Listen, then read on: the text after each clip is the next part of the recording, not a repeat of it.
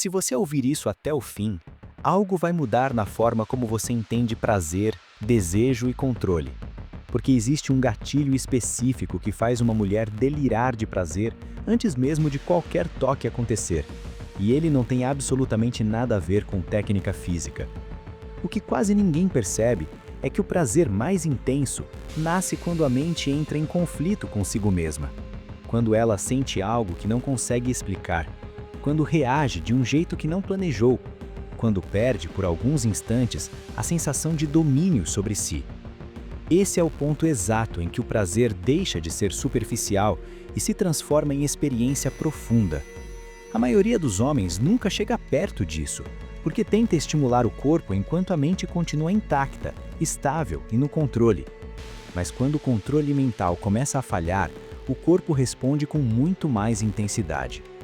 O segredo está em ativar curiosidade, antecipação e tensão psicológica ao mesmo tempo, criando um estado interno que o cérebro associa diretamente à sua presença.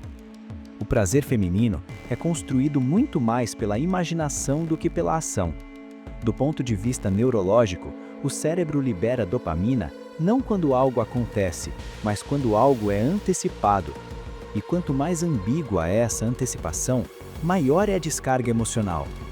Quando você se torna previsível, a mente dela entra em modo de economia de energia. Quando você cria dúvida, o cérebro entra em alerta. Esse alerta não é medo, é excitação cognitiva. É o mesmo mecanismo que faz alguém pensar compulsivamente em uma conversa mal resolvida. A mente odeia lacunas. Quando você cria uma lacuna emocional, ela tenta preencher com fantasia, interpretação e projeção. O prazer começa exatamente aí, não no que é dito, mas no que fica ecoando depois. O erro comum é acreditar que prazer nasce do excesso de estímulo, quando na verdade ele nasce da falta estrategicamente criada. Existe um princípio psicológico claro por trás disso. O cérebro humano associa a intensidade emocional à importância. Quando uma interação provoca conflito interno, ela é registrada como relevante. A mulher começa a revisitar o momento, reinterpretar palavras, imaginar intenções. Esse processo ativa áreas ligadas à memória emocional e à excitação. O corpo responde porque a mente já está envolvida. Quando você entende isso, percebe que fazer uma mulher delirar de prazer é guiar a experiência mental antes, durante e depois da interação. Não é sobre falar muito, é sobre falar o suficiente para provocar reflexão. Não é sobre explicar, é sobre insinuar. A insinuação obriga a mente a trabalhar, e quanto mais ela trabalha, mais intensa se torna a resposta emocional. O prazer cresce porque ela participa ativamente da construção dele, mesmo sem perceber. Outro ponto fundamental é o papel do controle. Prazer intenso surge quando há uma leve perda de controle percebida como segura. Quando tudo está sob controle, não há excitação. Quando tudo está fora de controle, há rejeição. O delírio acontece no meio, quando ela sente que está sendo vista, analisada ou compreendida além da superfície, mas não completamente decifrada. Esse estado ativa curiosidade e vulnerabilidade ao mesmo tempo. O cérebro entra em um ciclo de autoobservação. Por que isso me afetou? Por que estou pensando nisso? Essa autoobservação é poderosa porque desloca o foco da interação para dentro dela. E quando o prazer passa a ser gerado internamente, ele se intensifica. Você deixa de ser apenas um estímulo externo e passa a ser o gatilho de um processo mental contínuo. Do ponto de vista comportamental, isso se traduz em atitudes simples, porém precisas. Menos validação imediata, mais neutralidade curiosa. Menos previsibilidade emocional, mais ritmo. Quando você alterna presença e ausência de estímulo, o cérebro entra em estado de expectativa. A expectativa aumenta a sensibilidade. Um toque depois de silêncio é mais intenso. Um olhar depois de distância carrega mais significado. O prazer não está no gesto isolado, mas no contraste entre estímulo e pausa. A pausa cria espaço para a mente agir, e quanto mais espaço, mais imaginação. A imaginação amplifica tudo. É por isso que experiências lembradas são muitas vezes mais intensas do que experiências vividas. O cérebro não distingue totalmente realidade de simulação emocional. À medida que esse processo avança, ela começa a se envolver mais, muitas vezes sem perceber.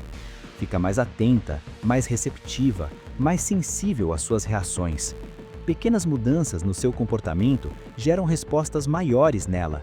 Isso acontece porque o sistema nervoso já está ativado. O prazer começa a se manifestar como inquietação, desejo de proximidade, vontade de prolongar o momento. Não é ansiedade negativa, é excitação sustentada. E essa excitação é profundamente prazerosa, porque quebra a rotina emocional. O cérebro humano busca novidade associada à segurança relativa. Quando você oferece novidade psicológica sem ameaça direta, cria o ambiente perfeito para o delírio emocional. Existe também um fator de identidade envolvido. Quando uma interação faz alguém questionar a própria imagem, o impacto emocional é maior. Não porque machuca, mas porque toca algo profundo. O prazer se intensifica quando ela percebe que algo nela foi ativado, desafiado ou despertado. Esse tipo de estímulo gera uma resposta mais duradoura do que qualquer técnica superficial. A mente tenta reorganizar a própria narrativa, e nesse processo, você passa a ocupar um espaço simbólico importante. O prazer deixa de ser apenas sensorial e passa a ser psicológico. É nesse nível que ele se torna memorável. Não é sobre intensidade momentânea, é sobre profundidade emocional. Com o tempo, o cérebro começa a associar esse estado interno à sua presença. Isso se chama condicionamento emocional. Sempre que ela pensa em você, revive parte da excitação mental que sentiu. Esse é o verdadeiro delírio de prazer. Não é um pico isolado, é um estado que se prolonga. Ela se permite sentir mais porque a mente já está aberta. O corpo acompanha porque o sistema nervoso já foi ativado antes. Tudo flui com mais intensidade porque o terreno psicológico foi preparado. E isso não acontece por insistência, acontece por condução. Não acontece por excesso, acontece por precisão. No final, fazer uma mulher delirar de prazer é entender que o prazer mais poderoso não é imposto, é despertado. Ele nasce quando a mente entra em movimento, quando o controle oscila, quando a imaginação assume o comando. Quem domina esse processo não precisa exagerar, não precisa acelerar, não precisa provar nada. Basta saber quando estimular e quando recuar, quando criar presença e quando criar ausência. O delírio acontece quando ela percebe que algo dentro dela mudou, mas não consegue apontar exatamente o quê. E essa sensação, profunda e difícil de explicar, é o que transforma uma experiência comum em algo intenso, marcante e impossível de ignorar.